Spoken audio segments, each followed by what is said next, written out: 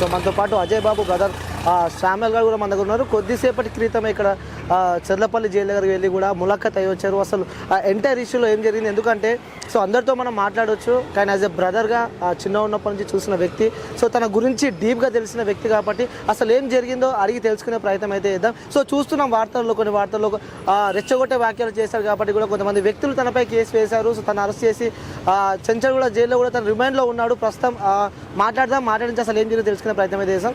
So brother చెప్పండి, entire issue చూస్తూ ఉన్నాం. సో అసలు ఏం జరిగిందంటారు అంటే రెచ్చగొట్టే వ్యాఖ్యలు చేశాడు కాబట్టి తనపై కేసులు నమోదనే తను ఇప్పుడు చెంచల్గూడ జైల్లో రిమాండ్లో ఉన్నారు. సో ఏం చెప్పాలనుకుంటున్నారు మీరు? ముఖ్యంగా నేను ఒక విషయం చెప్పదలుచుకున్నానండి. అజయ్ బాబు వాస్తవంగా రెచ్చగొట్టే ప్రయత్నం చేసుంటే మీరు లీగల్గా ప్రొసీడ్ అవ్వచ్చు, అందులో మేమేం అంటానికి లేదు. కానీ ఇక్కడ జరిగింది ఏంటంటే అజయ్ బాబుని అరెస్ట్ చేయటం కంటే ముందు 5 రోజుల ముందు అజయ్ బాబు కూడా ఒక 5 వ్యక్తుల మీద కంప్లైంట్ ఇచ్చాడని నాకు తెలిసింది ఖమ్మం అర్బన్ పోలీస్ స్టేషన్లో. అది ఎఫ్ఐఆర్ చేశారు, 195 ఎఫ్ఐఆర్ నెంబరు. ఆ 5 అరెస్ట్ చేయకుండా ఇతను ఎందుకు చేశారు, ఇది నా ప్రశ్న.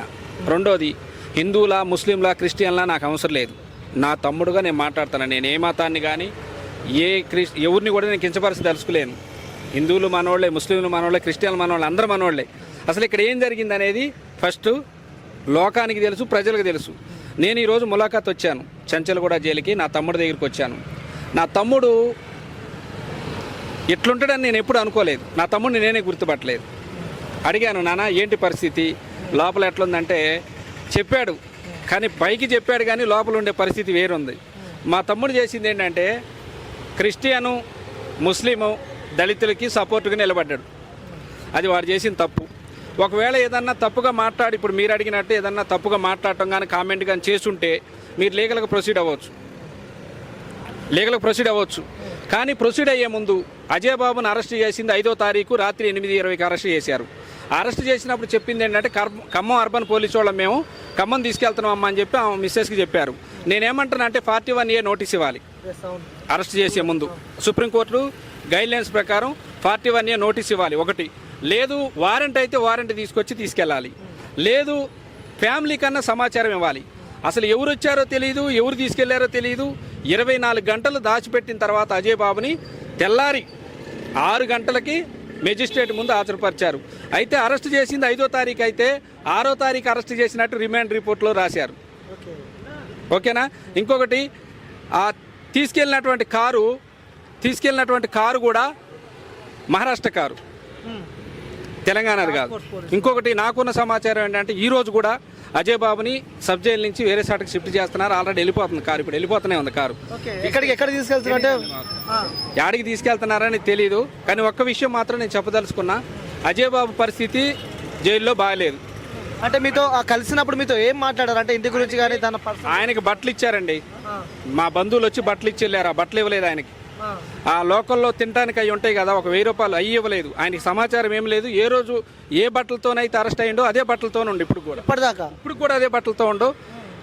నా తమ్ముడు నాకు చాలా బాధ అనిపించింది. ఎప్పుడు అట్లా లేడు. నేను కన్నా నాకుండే బాధ నాకుండే. మీరు లీగల్గా ఏదైనా చేయాలనుకుంటే చేయండి, కానీ నా తమ్ముడిని పిచ్చోడిని చూసినట్టుంది నాకు.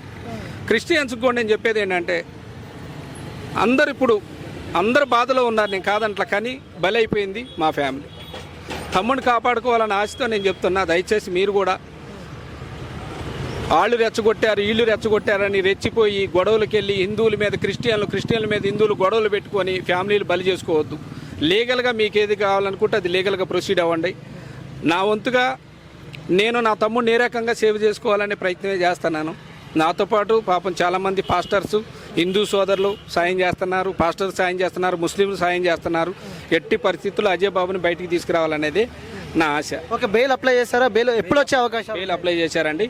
ఒక 2 రోజులు, రేపు కానీ వాళ్ళు కానీ బెయిల్ వచ్చే అవకాశం ఉంది.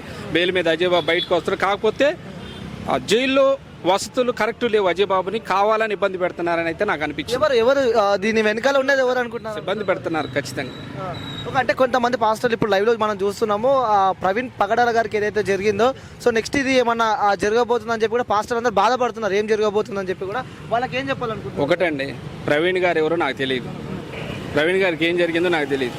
నేను మాట్లాడేది ఓన్లీ నా తమ్ముడు కోసం మాట్లాడుతున్నా. నా తమ్ముడు ఏం తప్పు చేసిండని తీసుకొచ్చారనేది నా కాన్సెప్ట్. ప్రవీణ్ గారు ఇంకొకళ్ళు నాకు తెలియదు. కానీ ఒకటేంటంటే అజయ్ బాబుకి ఏం జరిగినా దానికి పూర్తి బాధ్యత రాష్ట్ర ప్రభుత్వం తీసుకోవాలి.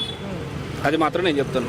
సో అంటే అప్పటి నుంచి ఎలా ఉండేవాడు అన్న, చిన్న ఉన్నప్పటి నుంచి మీరు ఎందుకంటే దగ్గర నుంచి చూసిన వ్యక్తులు కాబట్టి, సో ఎలా ఉండేవాడు? ఎందుకంటే కొన్ని వీడియోస్ మనం చూసాము, లైక్ అంటే నాకు కార్లో నేను రాడ్లు పెట్టుకొని తిరుగుతా, అవి పెట్టుకొని తిరుగుతా అని చెప్పి కూడా, సో నన్ను చంపాలంటే ముందు వాళ్ళకి దమ్ము ఉండాలి అని చెప్పి కూడా కొన్ని వాక్యాలు మనం చూసాం. లేదు, అజయ్ బాబు చాలా సెన్సిటివ్ మనస్తత్వం. మేము 4 అన్నదమ్ములు, పెద్ద ఆయన, నేను 2 ఆయన్ని, నా తర్వాత అజయ్ బాబు.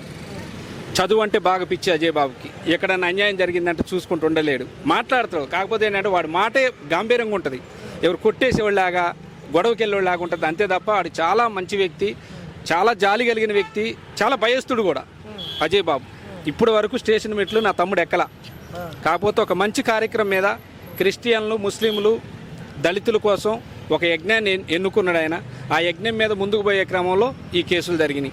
నేను లాస్ట్ అండ్ ఫైనల్గా మీ ఛానల్ తరపున ఏం చెప్తున్నానంటే, డిపార్ట్మెంట్కి, మీరు తప్పు చేశాడు, అజయ్ బాబు అరెస్ట్ చేశారు, ఓకే సంతోషం. కానీ అజయ్ బాబు ఇచ్చిన కంప్లైంట్ ఎఫ్ఐఆర్ అయింది 1వ తారీఖు 4వ నెల 2025 నాడు ఖమ్మం అర్బన్ పోలీస్ స్టేషన్లో 5 వ్యక్తుల మీద. ఆ వ్యక్తులు ఎవరు కూడా నాకు తెలియదు. నాకు ఇప్పుడే చెప్పాడు, అన్న నేను కేసు పెట్టాను ఖమ్మం అర్బన్ పోలీస్ స్టేషన్లో, అది ఎఫ్ఐఆర్ అయింది, అది చేయకోకుండా నన్ను అరెస్ట్ చేశారన్న అని చెప్పాడు. ఆ వ్యక్తులు ఎవరు కూడా నాకు తెలియదు. నేను ఇప్పుడు వెళ్ళాక సిఐ గారిని కలుస్తాను అర్బన్ పోలీస్ స్టేషన్లో ఖమ్మంలో. నేనేమంటానంటే ఆ వ్యక్తులు ఎవరు, మీరు వాళ్ళని కూడా అరెస్ట్ చేయండి. ఇప్పుడు ఈయనకొక న్యాయం మీకొక న్యాయం కాదు కదా. లేదు ఏమైనా పొలిటికల్గా చూపిస్తున్నారా? పొలిటికల్ కంటే మేము కూడా పొలిటికల్గా చూపించుకోవాల్సి ఉంటుంది. ఎందుకంటే నేను కూడా ఒక పార్టీలో స్టేట్ ప్రెసిడెంట్గా ఉన్నా. ఏ పార్టీలో? ఏ పార్టీ అనేది చెప్పను, తెలుసు, చూసే వాళ్ళకి తెలుసు, నాకుండే సంబంధాలు నాకున్నాయి. పొలిటికల్ అంటే పొలిటికల్గా మేము కూడా చూడాల్సి వచ్చింది. నేనేంటంటే గొడవలు వద్దు. అజయ్ బాబుకి జరిగింది అన్యాయం, అది మీకు తెలుసు, నాకు తెలుసు, ఇంకో అందరికీ తెలుసు. ఒకవేళ నా తమ్ముడు తప్పు చేసిండు, ఖచ్చితంగా లీగల్గా ప్రొసీడ్ అవ్వండి, చట్టపరమైన చర్యలు తీసుకోండి. కోర్టులోనే, న్యాయస్థానాల్లోనే తమ్ముడిని కాపాడుకుంటాం మేము.